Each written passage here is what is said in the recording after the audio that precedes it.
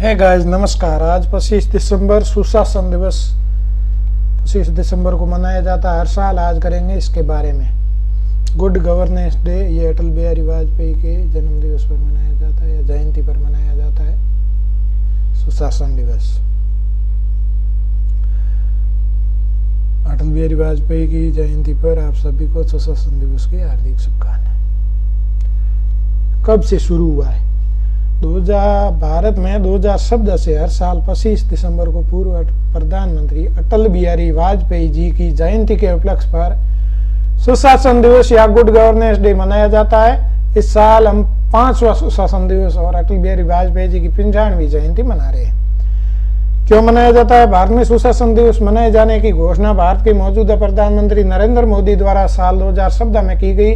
तभी से हर वर्ष भारत में 25 दिसंबर को सुशासन दिवस गुड गवर्नेंस डे मनाया जाता है। भारत सरकार द्वारा सुशासन दिवस को एक वर्किंग डे के रूप में भी घोषित किया गया है।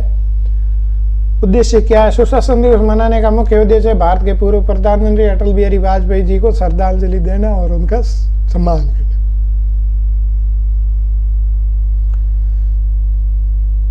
अटल बिहारी वाजपेयी के जन्मदिन पर सुशासन दिवस मनाने की पहली घोषणा भारत सरकार के department of electronic and information technology द्वारा की गई। कैसे मनाया जाता है? वैसे तो इस दिन क्रिसमस का त्योहार होने के कारण छुट्टी होती है, परंतु इस दिन को वर्किंग डे के रूप में घोषित किया गया है।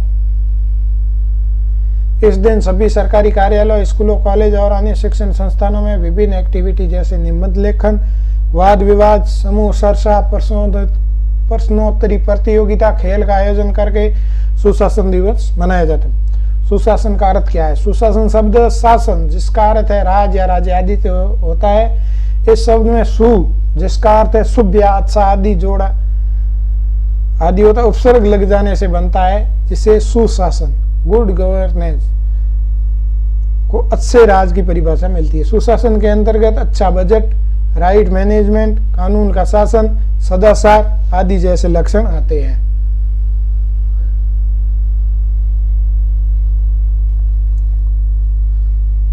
कौन थे अटल बिहारी वाजपेयी? जन्म भारत रत्न से सम्मानित देश के 10वें प्रधानमंत्री श्री अटल बिहारी वाजपेयी जी की जन्म मध्य प्रदेश के ग्वालियर में 25 दिसंबर 1924 में हुआ था। उनकी माता का नाम सहधर्मिणी कृष्णा वाजपेयी और पिता का नाम कृष्ण बिहारी वाजपेयी था।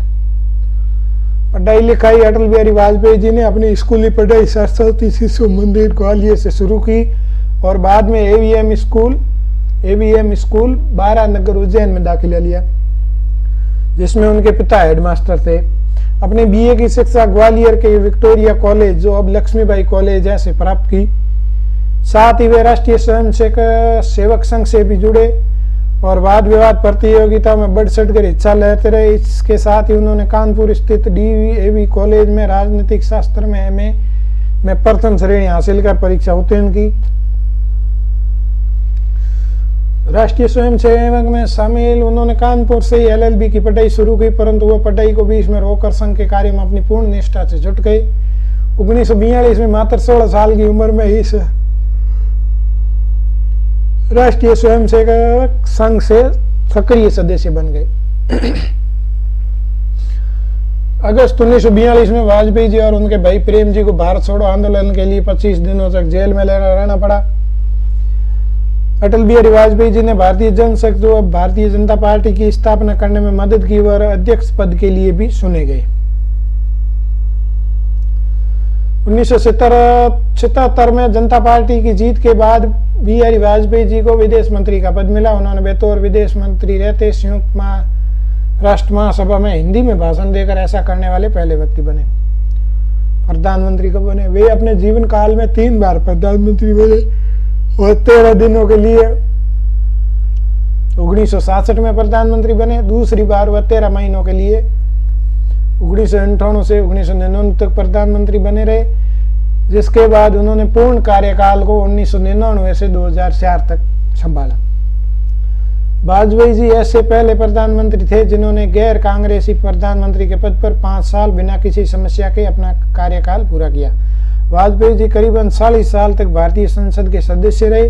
10 बार लोकसभा तथा 2 बार राज्यसभा सदस्य के लिए चुने गए। खतरनाक भाई। विवाह, वाजपेयी जी ने आजीवन अविवाहित रहने का संकल्प लेकर राष्ट्रीय स्वयंसेवक संघ के प्रसारक के रूप में अपना जीवन प्रारंभ किया था। आजीवन अविवाहित होने के कारण भी इन्हें भीष्म पितामह भी कहा जाता है। वाजपेयी जी को अपने पिता, जो एक हिंदी व ब्रज भाषा की परंपरा पर कवि थे, से ही काव्य का गुण वंशानुगत चरित्र से प्राप्त हुआ। अटल जी पत्रकार और एक प्रखर वक्ता भी थे। अटल बिहारी वाजपेयी जी को उनके असाधारण कार्य और सर्वतोमुखी विकास के लिए 2015 में भारत रत्न से सम्मानित किया जा सकता है। आपको बता दें कि भारत के राष्ट्रपति प्रणब मुखर्जी द्वारा 23 दिसंबर 2014 को 90 वर्षीय पूर्व प्रधानमंत्री अटल बिहारी वाजपेयी जी और पंडित मदन मोहन मालवीय मरणोपरांत को भारत में सर्वोच्च नागरिक सम्मान भारत रत्न से सम्मानित करने का फैसला किया।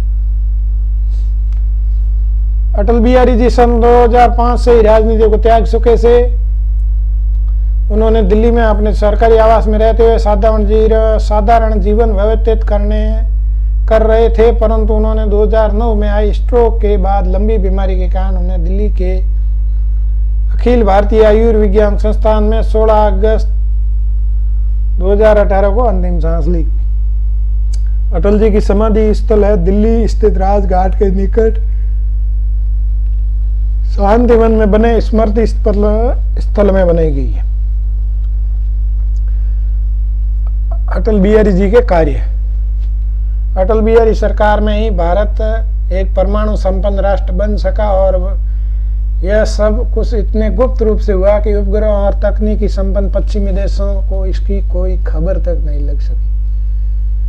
वाजपेयी जी ने दिल्ली से लाहौर तक एक बस सेवा भी शुरू की और पाकिस्तान की यात्रा करके नवाज शरीफ से मुलाकात कर पाकिस्तान से आपसी संबंधों को और अच्छा बनाने की शुरुआत की। पाकिस्तान के साथ अपने संबंधों को सुधारने के बाद अटल सरकार को उस समय बड़ा झटका लगा जब पाकिस्तानी सेना के सेना प्रमुख परवेज मुशर्रफ की सह पर पाकिस्तानी सेना और उग्रवादियों ने कारगिल क्षेत्र में घुसपैठ करके पहाड़ी चोटियों पर कब्जा किया, जिसका भारत के सैनिकों ने मुंह तोड़ जवाब दिया।